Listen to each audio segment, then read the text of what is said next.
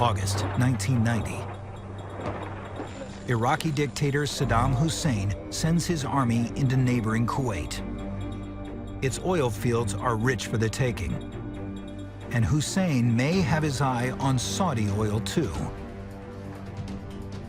Saudi Arabia quickly gathers its allies. The 39-nation coalition is the largest since World War II. They vow to bring Hussein to his knees. Withdraw from Kuwait or face a coalition ready and willing to employ all means necessary. 8 Apaches from the 101st Airborne Division prepare for the 200-mile flight into Iraq.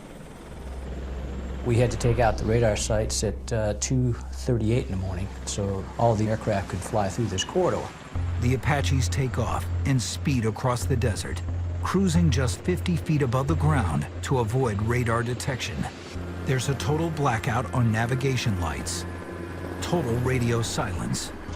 If Hussein's radar detects them, they risk being shot down by the very target they've come to kill.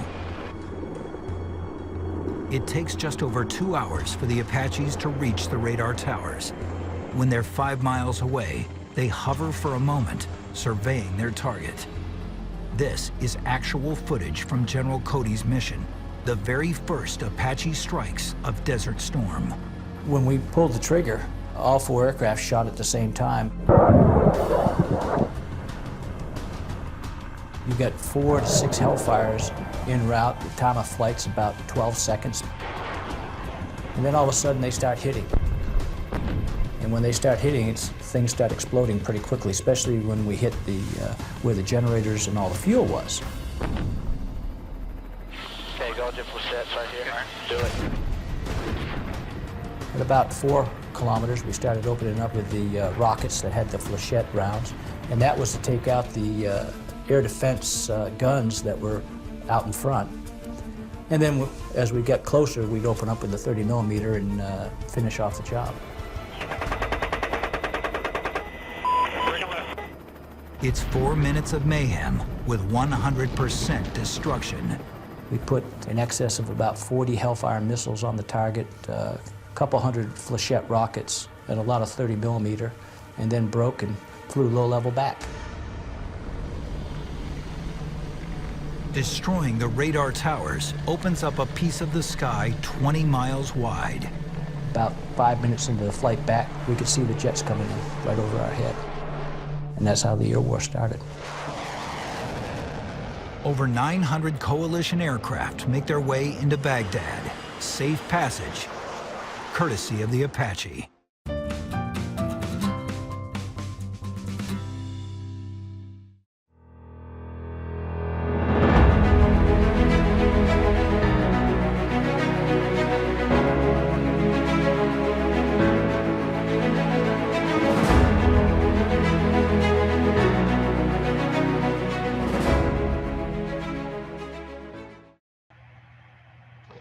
Good evening, ladies and gentlemen, from the heart of Central Texas. This is Tuesday night, and it is time for Breaking the Chain. Tonight, we have General Richard A. Cody, retired 4-star general and 31st Vice Chief of Staff of the United States Army. My name is Jeremy Walters. I'm an ATP Master Flight Instructor. I'm a major in the United States Army Reserves. Actually, right now, I'm going through the Command and General Staff College via remote, and I'm also an aviation content creator. I'm also a active flight instructor, teacher, mentor, and as you can see, I flew the 864 on active duty back in the day, and there's a picture of me out on Lake Buchanan, Texas, teaching float planes. I love teaching general aviation, and I'm supported by my beloved family. That's my wife, Talia, and my 5 kids, and my little 1946 Luscombe 8E, Miss Betsy Blue.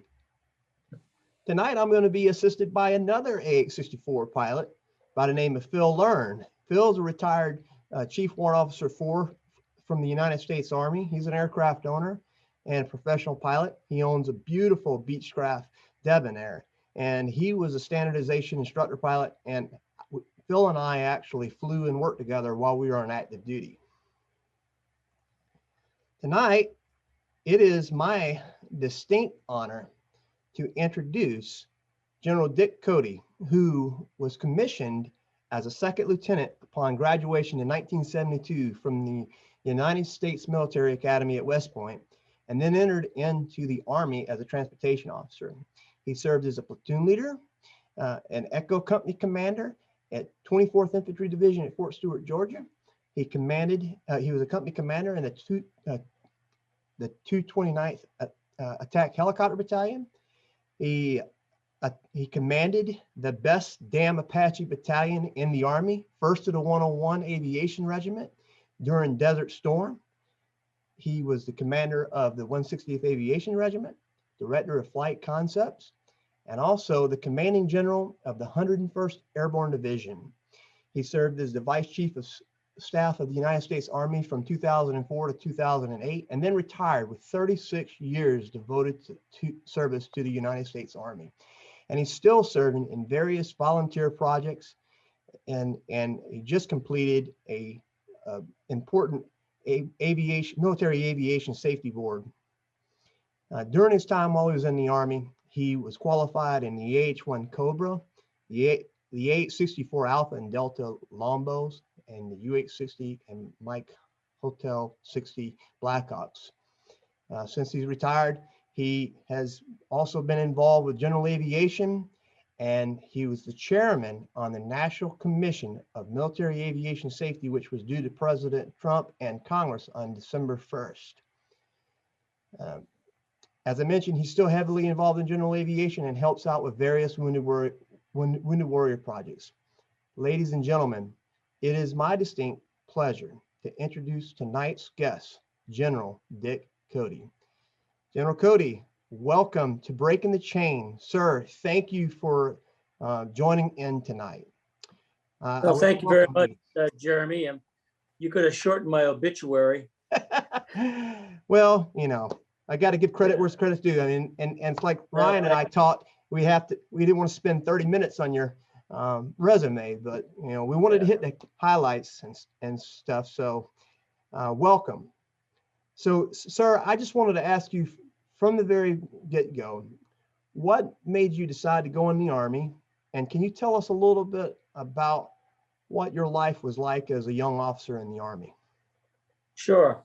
Well, first off, it's a pleasure to be here. Aviation, military aviation, and certainly general aviation, I've been involved with for over four decades. I was a young kid in high school. 1960s, Vietnam was going on.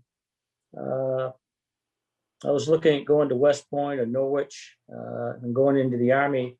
And I became very fascinated with this skinny helicopter that I could see on black and white TV at night, Walter Cronkite and some of those other, that was one of the first wars where they would bring home to you every night what was going on. And I secretly wanted to be a Cobra pilot. And went to West Point, graduated, had to fight my way to get to flight school. Finally got to flight school, and then ended up going to Korea for a year. And that was 7 days after my first son, Clint, was born. And off to Korea for a year. I flew Hueys and OH-58s, racked up a lot of hours. Came back, went to the Cobra course finally, 4 days after my second son was born. So my timing has not been well, and Mrs. Cody's a saint. And then got to fly Cobras, 58s, and Hueys in the Div Cav, and then went off and was on that special formation to form up what's now the 160th. I was a little bird gun pilot. And it just kept progressing. I thought initially I'd fly for a while, enjoy it, and then get out. But,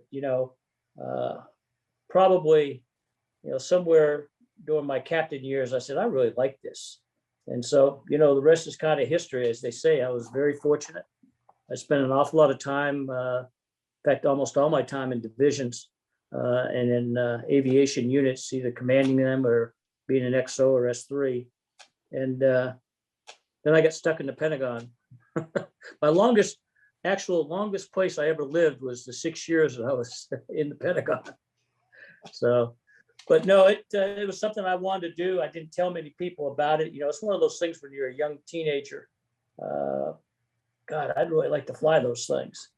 And I'm really a product of the Vietnam warrant officers, because after I went to flight school in the mid 70s, those were the young W3s and W2 IPs that brought me up, and W4s.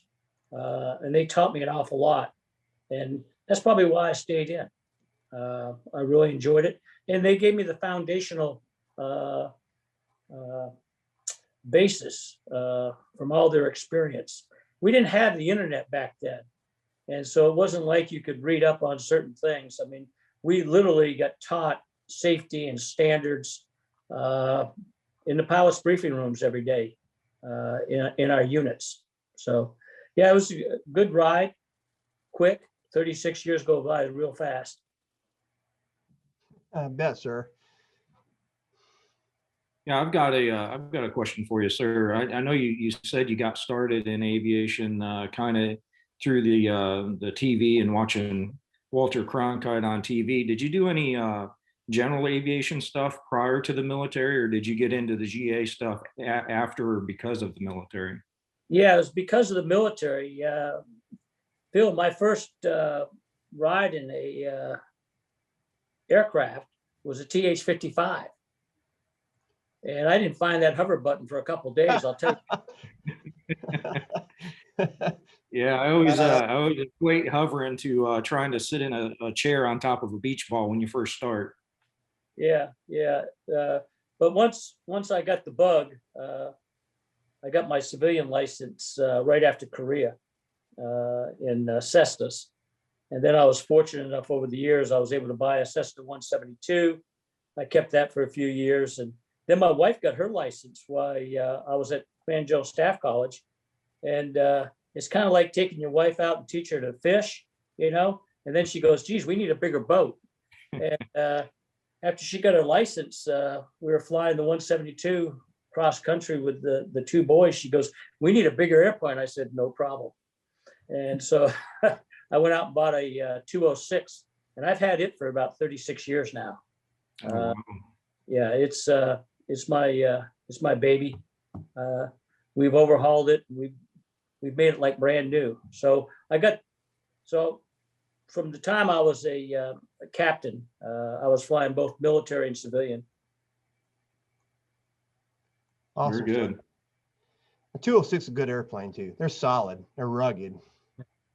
Yeah, they don't go fast, but they carry a lot. First time I ever flew a 206 was with some amphib floats on it, and it just drug. It was Yeah. sluggish, but it was definitely had some oomph to it. So yeah. All right, sir. So most people know about Task Force Normandy. So I would like to take you back to January 17th, 1991. And now you're the commander of Task Force Normandy. Can you tell us some things that we haven't really read about, maybe about the train up, the execution? Because, you know, a lot of folks who haven't served in the military, they don't get that you have to train up and build up. And there's a lot of prep work that goes in. There's already a lot of wear and tear on the tires before execution day. Can you tell us anything about the train up and the execution that we don't know about? Yeah, really, I have to go back to 1980.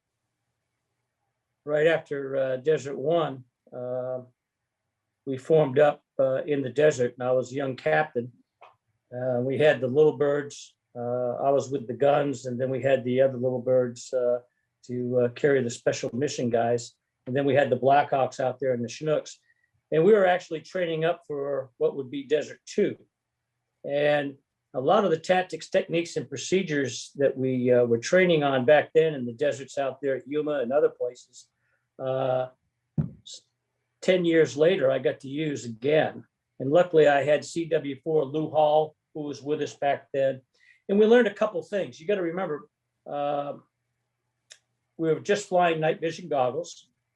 We didn't have GPS navigation systems, so we were still using time distance heading cards. And we practiced out there in the desert against radar sites and Oerlikon gun systems, because that's what the Iranians had. So flash forward 1990, I'm in Iraq, I'm in Saudi Arabia, and Colonel Jesse Johnson, who is the special ops commander for CENTCOM, who is at Desert One. And now he's the commander of SOCCENT. He calls me in and he says, I've got a problem. We're looking at some things, these 3 radar sites, the air war, we're planning it, but I've been given the mission to take these things out. Do you think your Apaches can do it?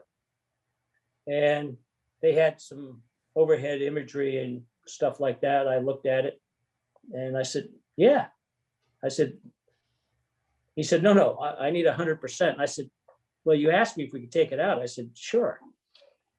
I said, where are they? And so then, obviously we had to get red on. And so from that day on, we started doing mission rehearsals. I had to pick the crews. Initially, we had 3 radar sites. So we were looking at 3 aircraft per radar site based upon, we had pretty darn good imagery, and we knew what the systems were. It was the troposcatter radar, the squat eye, the flat face, spoon rest, and then they had the ZPU 23s out in front to protect them. So we started doing mission rehearsals with the special ops Pavlos, because they had INS. And as you know, back then, the Apache A model had the Doppler system. And our fire control computers that give you, the targeting and everything for the missiles and the rockets in particular, you fly a long distance, low level, you start building error rates up in the Doppler. And so also, the Pavlos had PJs on board for combat search and rescue. And when we first looked at the mission scenarios and they brought out all the joint electronic warfare stuff, it looked like we'd probably have 1 or 2 aircraft shot down. And so they became part of the package. I mean, if you're going to go there, sure is nice to have your search and rescue right there, briefed on the mission, and going to be part of the mission and peel off. And if you get shot down, they'll come in and get you. So we probably did about 5 or 6 mission rehearsals where we replicated the flight routes. We kept getting lower. One of the things that we did in our battalion, which is unusual at the time, is, as you know, forward-looking infrared on the Apache, you can have good FLIR nights and bad FLIR nights. And we started flying with the goggles in the back seat, and goggles in the front seat, and the pilot would fly on the FLIR in the back on the pilot night vision system. And so because of that, we were able to get down pretty low and do our practice runs. So we were, and then we started flying heavy.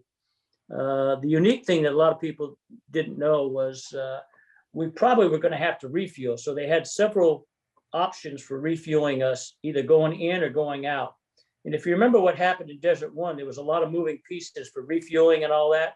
I wanted to eliminate all that complex stuff. Plus, we're in somebody else's country. Let's not tip them off. So we actually took the 230-gallon non-ballistic ox tank that we use for ferrying, and we put it on the right inboard store. And that gave us the range to go in, fully loaded up, and out. Gave us 4.5 hours of fuel. Now, that put the Apache at 20,000 pounds max gross weight with 8 Hellfires, 19 shot rockets, and I think we carried 90 to 100 rounds of 30 Mike. And back then, the A model's tactical gross weight for combat was 17,750, I think. So we were flying a heavy bird. So we did a lot of practicing. 2 things that jump out. One is I had some super warrant officers in both teams. We ended up only having to take out 2 radar sites. We stuck with the crews that we had initially because they were trained together. I didn't take all my best pilots from the battalion and picked the 16 best crews, best pilots. I kept with the best crews. And so I actually had 5 W1s fly that mission.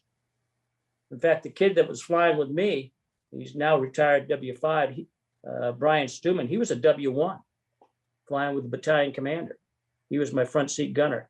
So crew coordination, crew mix on that tandem seat helicopter complex is, it was complex back then. The new one's much more complex. To me, that was important to have that crew coordination, especially flying 2.5 hours with no comms, that low in tight formation. It takes a lot of discipline and a lot of rehearsals. We did 2 live fires. They replicated the radar sites somewhere in Saudi Arabia. We went and just ate it up, and everybody said, "Okay, you guys are good to go." And we were lucky. We got shot at once. An errant shoulder fire. I think they heard us. They couldn't see us. It was black that night. A combat outpost, and we were able to take them down before they could get radio calls off. And Baghdad had a blind eye. We did have 1 aircraft damaged. General Drew, he's still on active duty. He was my flight lead in the white team. He took, I think, 4 rounds in the rotor blade. He didn't tell me till we got back to Saudi Arabia. I was wondering why he was flying slow. He couldn't read his instrument, but I mean, we were pretty lucky. And it worked out fine, but there was a lot of precision, a lot of crew coordination and standardization across the board. And the most important thing is we all knew the aircraft systems. We drilled ourselves on aircraft systems. We had go, no go procedures that we rehearsed.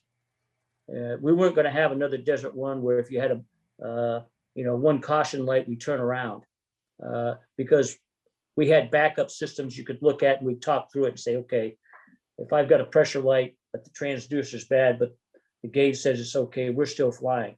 So we rehearsed an awful lot of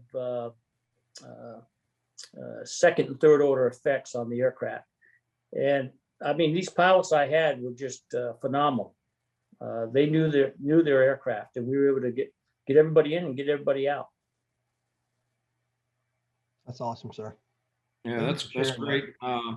Throughout that, sir, what kind of close calls did you have? I know you mentioned you only got shot at the one time with the combat outpost. How about flying that close formation, blacked out, no comms? Any issues with that? Taking off out of the fart, going across the berm, or getting back into the assembly upon return? I think the number 2 to number 8 aircraft, and I was number 8. The first aircraft had nice clean air coming off that desert runway out there at Al Juf. And remember, it felt like flying the old Cobras back in the day where we'd have to bounce them a couple times to get through effective transitional lift. We struggled during takeoff. We did rolling takeoffs. Like I say, we were at 20,000 pounds. Most of us, somewhere at 19.5 or whatever.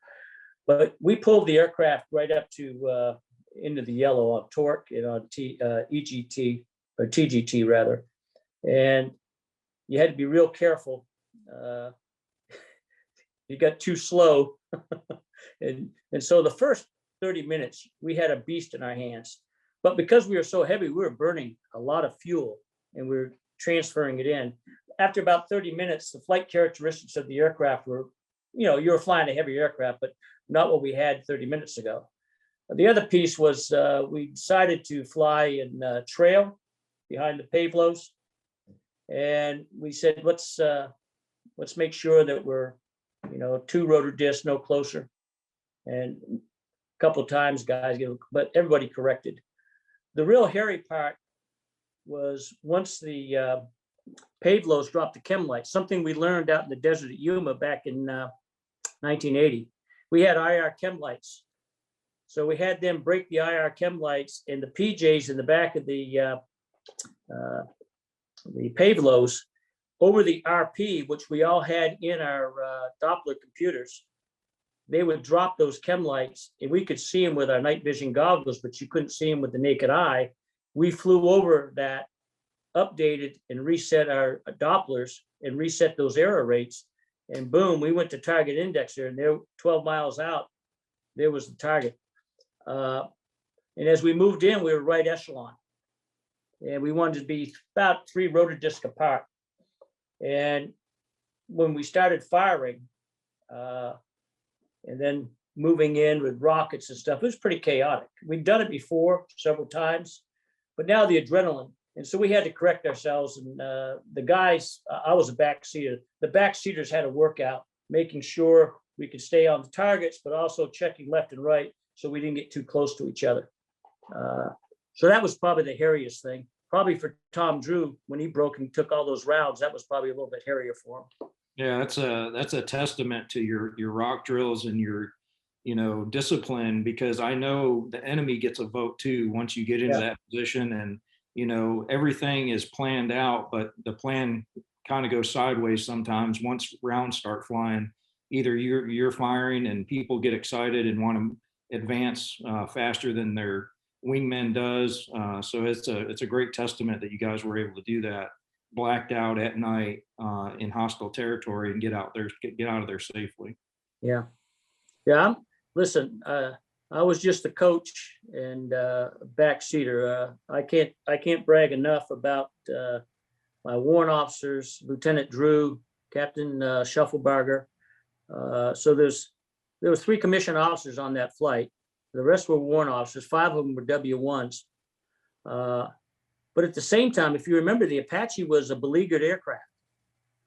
A lot of new systems and had very low operational ready rates. Again, I had super crew chiefs and super maintainers, and we didn't abort. We didn't have we went out there. I brought, I think, 7 crew chiefs with me on a Black Hawk, and they maintained those aircraft. We launched them, we came back, and good to go. So, it's a lot of things, but it's just like everything else in civilian aviation. You've got to know your aircraft systems. You got to keep learning them so that if something does go wrong, you're well prepared for it. Well put, sir. Well put. So after Desert Storm, can you talk to us about some of the other interesting missions that you were on, like Task Force Hawk? Can you talk a little bit about that scenario? Yeah, Task Force Hawk, that was in the Balkans. This is when Milosevic was causing a whole bunch of problems in Bosnia, Herzegovina, and then he was doing some ethnic cleansing, as you know. And so Europe and the president and everybody decided that we were going to go in and cause him some problems. They started doing it with an air war, but it was clear that you need to get some ground forces in. So I was at Fort Hood at the time as a 1-star, and I heard that they were, actually got called by my Corps commander saying, "Get back here, I need to talk to you." I was out flying my Cessna. I was up at the Bell plant, believe it or not, flying the V-22. They wanted me to fly it. It was actually the XV-15. It was the prototype. I was, having a good time, and I got a call say, "Hey, you need to get back to Corps headquarters." And so I jumped in my Cessna with my aide, who was kind of nervous. And bottom line was they wanted me to go to Europe and check out the 2 Cav squadrons over there, because they were going to deploy as part of Task Force Hawk, which had tanks, Bradleys, MLRS artillery, and they wanted to use the Apaches to do deep strikes into the Pesh Valley and start countering Milosevic's forces, because at that time you couldn't. We were doing enough damage with the coalition air campaign from up top, but they learned very, very quickly, and they started hiding their stuff and their equipment in and amongst villages and stuff like that. And we had collateral damage concerns, and so they wanted the Apaches to go in and flush them out. Unfortunately, it was after Desert Shield, Desert Storm. This is 99. Things had changed in Europe. The Army was on its about 8th year of low flying hour dollars, budgets. And in Europe, they had certain days you couldn't fly at night. They had all kinds of flight restrictions. And so the two squadrons, I would say they were current. The pilots were current, but the proficiency for, what you and I would know for the high end type missions, they weren't there yet. Yet they got rushed into battle.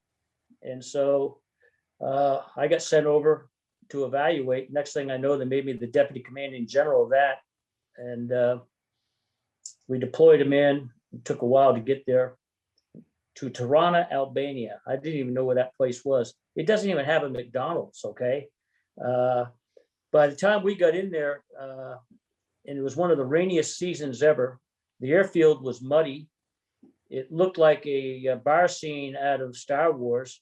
You had all kinds of different airplanes and helicopters coming in, refugees coming over the border, coming through the mountains. And that was the airfield we were going to launch from. So it was kind of exciting to set up the airfield and get it safe so that C-17s were landing while Apaches were flying at night. And then you had Russian aircraft coming in and all kinds of other people. The bottom line was we had to start doing mission rehearsal exercises to get these young pilots up to speed.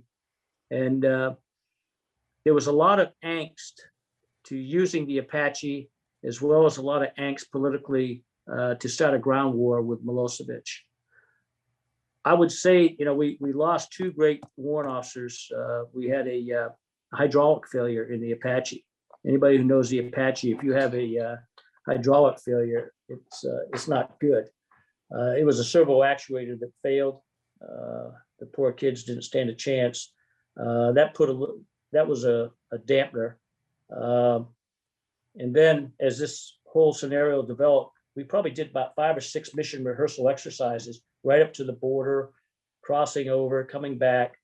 And we basically threatened his forces. They knew we were there because there was no OPSEC every night on TV. You could see that the Apaches were there, the tanks were there and all that. We were more of a show of force at the end. And I think the fact that we put that force in there with the ground force, it kind of helped Milosevic to stop what he was doing. But it was a tough training. The terrain there was terrible. Box canyons, they knew it wasn't like the Normandy raid where they didn't know which routes we were taking. I mean, there's only about 5 or 6 routes in and out of it. And so, and surprise was gone because it was on TV that we were there. So we had to work a lot of different scenarios. What I learned from that, and again, we were talking about general aviation and military aviation. Aviation is a continuing learning experience. I mean, here I was a 1-star, and I'm still learning stuff and different techniques and gathering information from guys and gals. Well, this works, that works. This doesn't work. What I learned from that again was people knowing their limitations. Pilot crew mix is very, very important. Mission rehearsals are important. Going over emergency procedures prior to flying and asking the hard questions about what happens if we don't have a fuel transfer. What happens if my generator goes out? All those things. And then the preparation for the flight planning, okay? Today, I worry about general aviation and military aviation because they have computers and they have Garmin's and they have all kinds of things.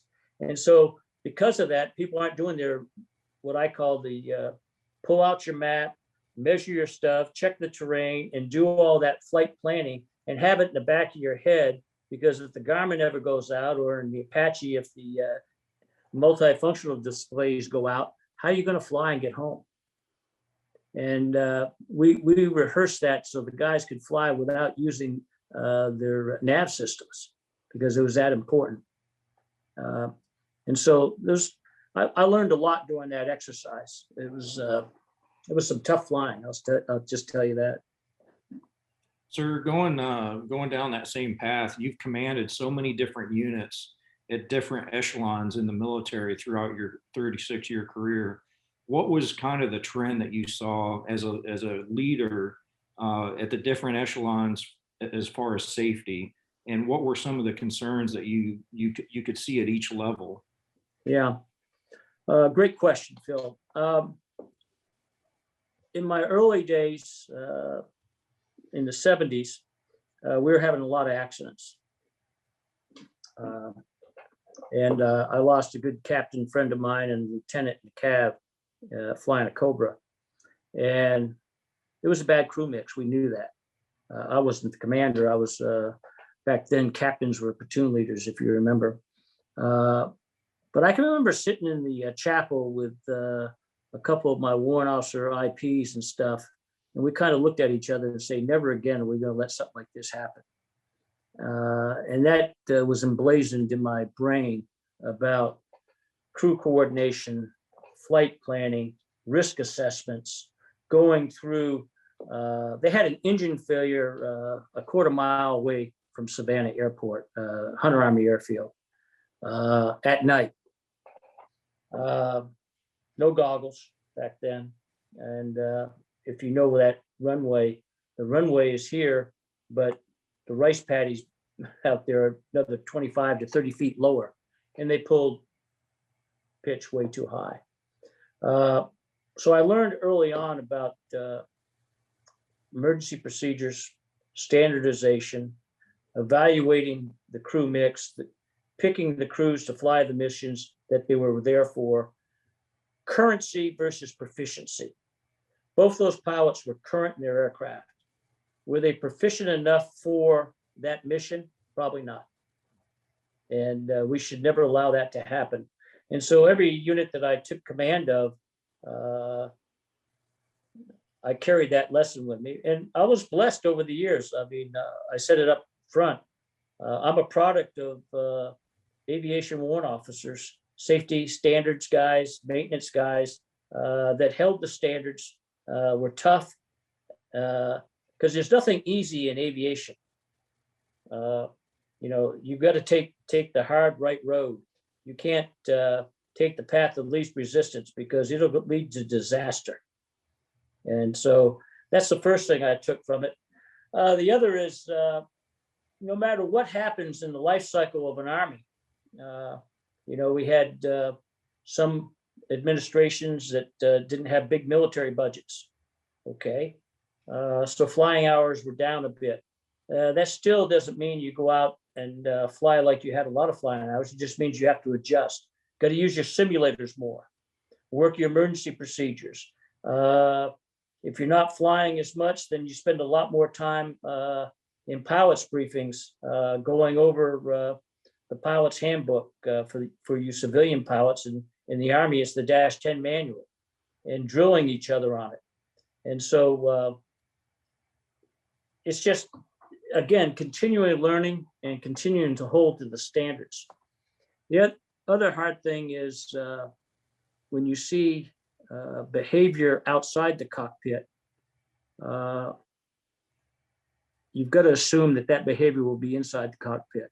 And so, you know, you have to make some tough calls and say, you know, you're ill-disciplined. Don't tell me you're most disciplined when you're in the cockpit. I don't know the difference. Because if you're cutting these corners, you're probably cutting the corners in the cockpit. And as you know, you can get away with it for a while, but then it catches up to you. So, you know, holding the line on safety and stands and discipline across the board is important. The other is investment in your enlisted flight crews, as well as your enlisted crew chiefs, your maintenance guys, your 3-5 platoons. Everybody who's touching that aircraft, it's got to be a team. Just like with NASCAR, you know, the drivers are intimately linked with their pit crews. Well, you have to be the same way. And for you all who own civilian aircraft and stuff, I would tell you that from my experience, there's a lot of great AMPs out there. There's a lot of great inspector airframe guys and gals out there. I've owned my aircraft almost 40 years now. Other than twice, I do the annuals with the guy as a second set of eyes. Yeah, that's an absolute great point. I've Plus, got it's debonair, and learning. I've tried to do the It's all same on thing. buttons. Yeah, it's all on buttons, and you get to learn everything. Yeah, absolutely. Sir, that's a great segue into the next portion here in talking about civilian aviation. As you transitioned out of the U.S. Army, you've taken on a leadership role in general aviation and trying to enhance that program. Can you talk a little bit about what you've done in the civilian sector? Yeah. Well, I was blessed. The number 2 guy in the FAA for a while was a former Night Stalker named Colonel Retired Jimmy Viola. And so, he and I keep, he's got a Grumman, and he also has an R-44 that his friend lets him fly a lot. And so I take a check ride every year in both aircraft. And, we pre-COVID, the FAST seminars that you have that's out there that the FAA started, which I think is a wonderful thing. And so when we're up at the airfield, we go through some of that. I was telling, I think it was Jeremy, back in the day, we learned from the experienced pilots, and they would relate to us scenarios and stuff like that. Well, today you can get on the FAA Fast website, and you can pull down actual audio of accidents in your type of aircraft, or you can pull down the accident reports. And I like to listen to them, and I make other guys listen to them, because you ask yourself, okay, you're in the cockpit. What are you going to do? And oh, by the way, you're in there now, you've got this problem. What should have you done back at the hangar before you ever took off? Why don't you have a flashlight in there now that you've had a generator failure at night or alternator failure at night and you can't see everything? Why don't you have a backup radio just in case? A lot of things. And so there's, in general aviation, all the, obviously I keep my aircraft up at a, general aviation airfield and stuff. I spend a lot of time with the pilots, especially the young ones, talking to them about these things and turning them on to FAST and some of the other products that are out there. I mean, AOPA, every month, 4 or 5 different accidents they'll put in there. We need to learn from it. I'm 70 years old, and I learn something new every time I pick up something. So. Good, sir. Well, let's transition a little bit into this commission that you were just a part of for the last 18 months, the National Commission on Military Aviation Safety. And if you can elaborate a little bit on that, obviously you were the chairman of that board. I'd love to hear your thoughts on that whole process. Yeah, we got commissioned by the by Congress, and Congress appointed 4 gentlemen, and the president appointed 4. And so we had 8 commissioners. One, a CEO from a aviation OEM, who was also a pilot. One of our commissioners was an NTSB guy for years. Another was number 3 guy in the FAA for years that brought on FAST and other things. Had a 4-star retired Air Force guy who commanded all the MAC aircraft, and had a former secretary of a service. And then they had myself, and we had Deputy Chief of Staff of the White House, who had some experience, because remember, we were looking at the full spectrum. So he had experience on how budgets were built and stuff like that. So we spent 18 months. We went to 80 different post camps and stations across Army, Navy, Air Force, and Marine Corps. And we interviewed probably 7,000 or 8,000 enlisted flight line people, all the way up to junior aviators, to IPs and weapons instructors, aircraft commanders, everything from the B-1 bomber down to the TH-67 helicopter and everything in between. At the same time, we had a large staff because these commissions, we were tasked by Congress to look at the accident rates of DOD from 2013 to 2018, assess the causal factors, look at the physiological factors and everything. So we reviewed probably, I want to say 8,000 accident reports, mostly Class A through C. During that time frame, just to tell you why they had the commission, 224 people had died in military. This is not combat, training accidents. 224 lives, 186 aircraft destroyed, and cost to the military and the taxpayers $12 billion. So that's why they commissioned us. So we went around. What did we find out?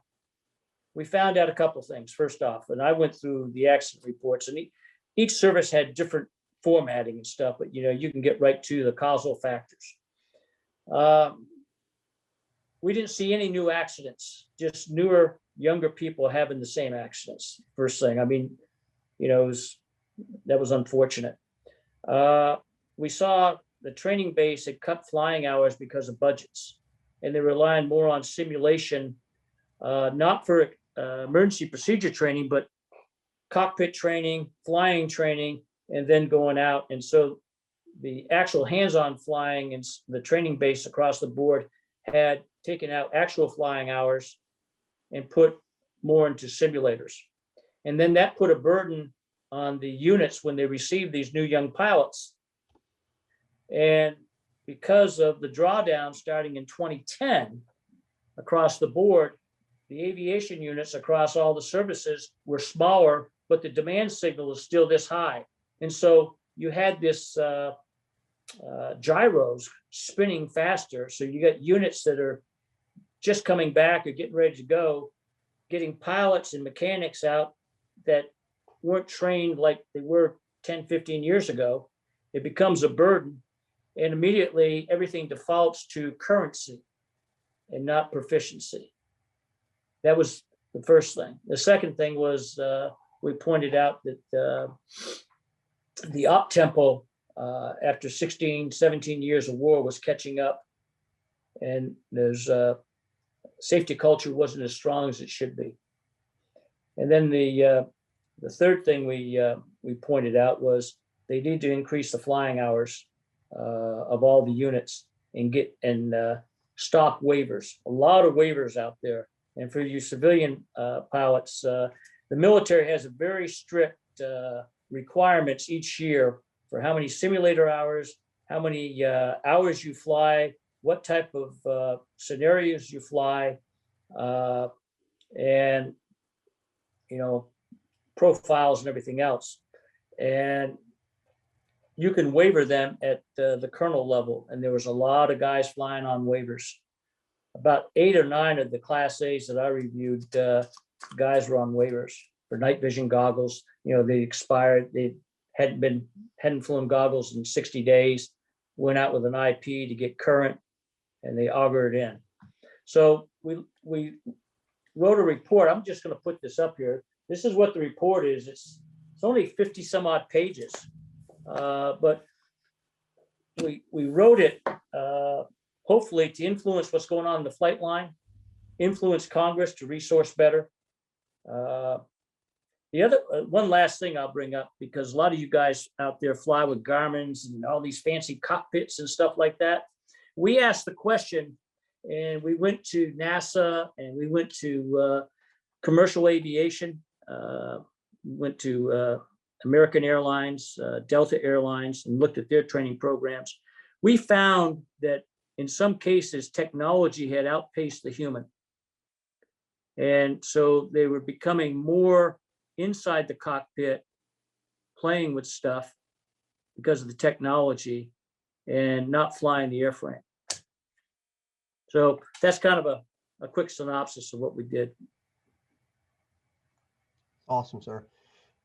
Be a part of a big push to try to identify the issues so we can hopefully fix them. Yeah. So, yeah, over to you, Phil. So, sir, what measures can aviators influence the civilian side, general aviation, to further reduce the accident rate? Do you think? Did you see anything in there that would translate into what we do? Yeah. I see it all the time flying my Cessna around to different places. I'm always amazed at the different FBOs. I go in there, get my fuel. I've got my my mats. I've got my TDH card. I've got my commo card. I'm plugging in my backup Garmin. I had an alternator failure one time way back, and I'll never fly without a battery pack and a backup radio and a backup Garmin and a lot of chem lights. But I'll see guys getting these high performance aircraft, and just get in, plug their stuff in, and just take off. So I think flight planning is something that general aviation needs a lot more work in. When guys and gals go through the training program, it's pretty robust. But once they, get their private license or, the commercial instrument ticket and stuff like that, it's so easy. It's like getting in your car, just plug in the route and off we go. Well, flight planning is important because weather's never, I always say, if you're going to be flying more than 50 miles away from your home station, you better start doing some good flight planning, pay attention to weather, make sure that you have at least 3 egress routes when you run into weather.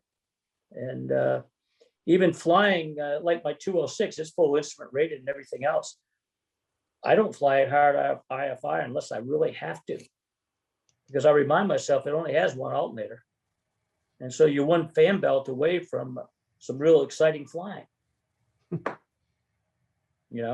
So I think flight planning is very, very important, that we can translate between, the 160th.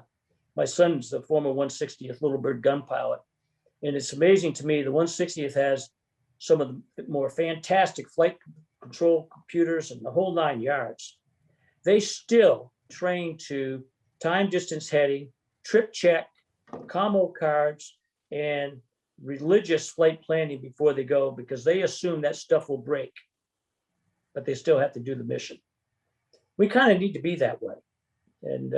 And flight planning's fun, get your sectionals out, get your ruler, get your highlighter, get your commo card. When things go wrong in the car, I was just listening to a fuel starvation on a 182 single pilot, and I won't say where it was, but he's flying and he calls for an emergency. He says, my engine's running sluggish. I think I got fuel starvation. And he didn't have a commo card or anything. And the conversation back and forth was, okay, here's the tower. He said, well, I don't think I'm going to make it. He didn't have anything because he hadn't planned for it. Luckily, he hadn't changed over from approach control. So that I go back to flight planning. It's, I don't get in my aircraft to fly cross country unless I have a backup radio. I got a backup Garmin. I got my flashlight, and I've got my commo card, and I've got approach plates. You can just burn them off and have them on your laptop, just in case.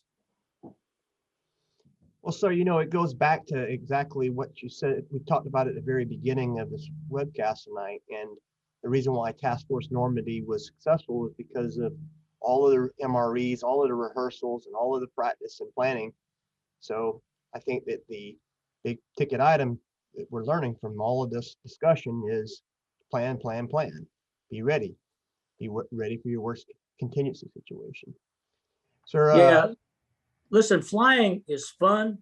It's exhilarating. I've got over 6,000 hours, and every time I get near my aircraft and get ready to strap in, or my helicopter to strap in, I always remind myself, if I'm not 100% and I haven't done everything, this thing can hurt me. And it's not a fear. It's just, it's understanding risk.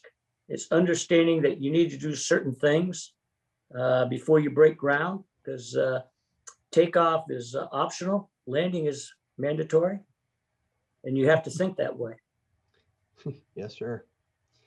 We got one question here a little bit in the chat here, and it's a little off of the beaten path of general aviation, but we were talking about it before we opened up the webinar, and I think it's applicable. And that is what are some of the things that you've been doing since you left the service to help profit wounded warriors and veterans and such?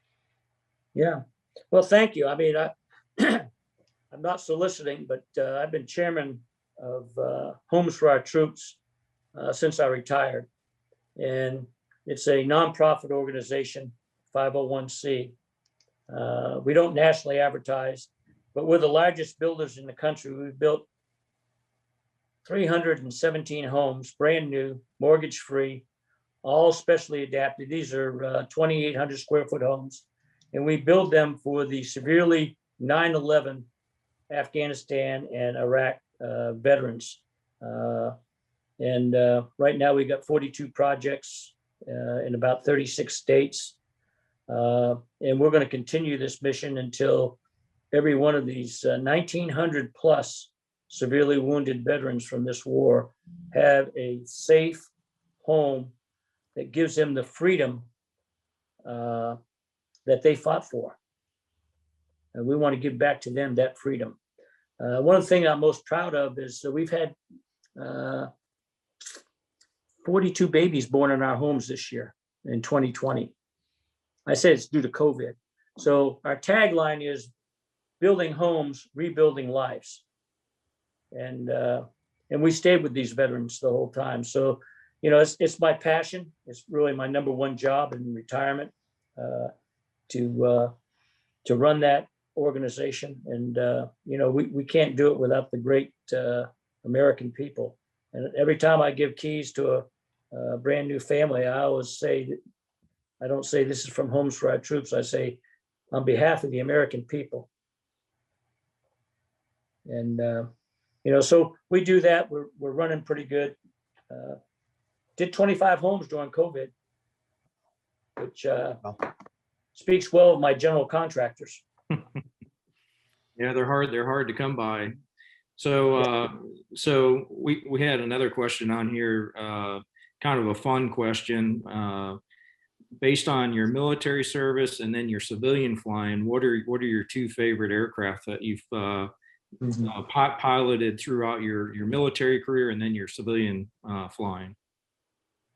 I've got to say, the 086, and of course I own one now, but flying the 086 and flying the Cobra. I'm an old G model pilot and F model pilot.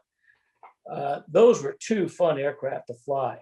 Now, having said that, if I'm going to combat, I want to be in an Apache. Oh yeah. Yeah. And on the civilian side, I've flown quite a few different aircraft. I'm partial to high wing Cessnas.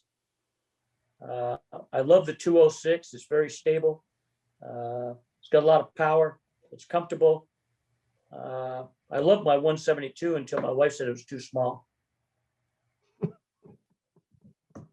But I do envy guys with Moonies and some of these other faster aircraft. Well, Thank you, sir. I appreciate it. Thanks for everything tonight.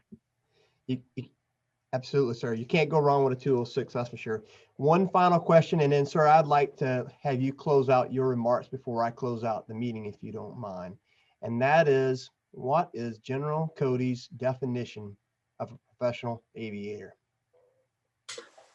I think a professional aviator, either in civilian or the military, is someone who knows his aircraft systems, knows all the aerodynamics, understands weather, is disciplined, and constantly wants to learn something new, and has a good respect for the ground. Well put, sir. Well Yeah. put. And I'm listening to an Apache fly over right now over my head as we're having this conversation. A room full of 3 Apache pilots. And now I hear an Apache overhead right now, just as you said that. Yeah. So hopefully it doesn't have a chip light. Yeah. Well, sir, anything else you'd like to add before we close out? Yeah. No, I think this has been a lot of fun for me. I probably rambled a little bit here and there, but you got to remember I'm 70 years old. Keep doing what you all are doing. There's a great synergy between what we've learned in military aviation that we can bring to the general aviation community. And there's some things in the general aviation community, especially military pilots, learning how to the airways. So there's a lot of synergy there. We ought to be exchanging our ideas and forums like this, hopefully cue people to say, geez, I think I'll get back in the books on that. Or I'm going to go back and look at a couple of these videos, or I'm going to climb onto FAST here because you never have the runway after you leave it. You never have enough gas.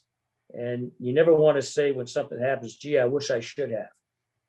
And so I think it's great what you're doing to try to break the chain. Thank you, sir. And as I close out, sir, I just want to say, expect no mercy. Don't want any. By the way, I just saw Joe Gonzalez on the chat room. Joe was a warrant officer for me, and he ended up being a great maintenance test pilot. And he gave me a check ride when I was a colonel, so somebody had to give me a check ride. He gave me a thumbs up. That's hilarious. Yeah. All right. Well, great seeing you guys. God bless you. Yes, sir. Thank you. I really appreciate it. And I'd love to have you back in the future down the road as we continue this whole Breaking the Chain webinar series. It's actually still very young and growing as we speak, sir. So yeah. Thanks again Good tonight. to go. I hope I was helpful. You were, sir. Yes, sir. Thank you, sir. All right. So I want to thank everybody for participating tonight.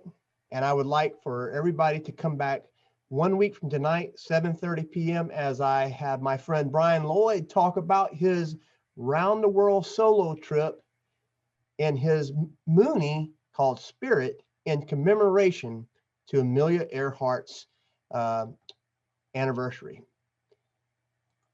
From Phil and all of the regulars that join in, and to General Cody for participating, and all of you tonight, I really appreciate your support and joining in and the questions and attentiveness. Fly safe, keep learning, and never give up on a dream. So long.